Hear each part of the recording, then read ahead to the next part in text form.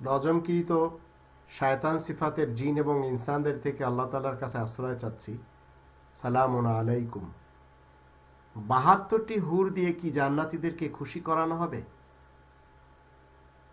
এই কোরআন এমন ধরনের কোনো কথা কখনো বলেনি, আর এ ধরনের কথা কোরআন বলেও না।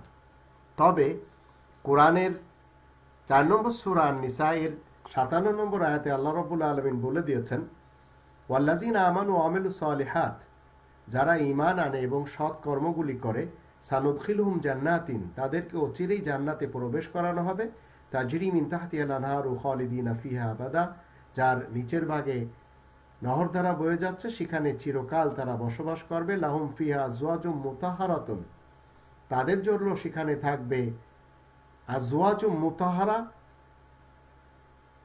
এমন পবিত্র স্ত্রী যা তারা কোনোদিন কল্পনাও করেনি। আজওয়াজুম মুতাহহারা, তাদের জন্য পবিত্র জোড়া থাকবে। এই জোড়া অনেকগুলি থাকবে।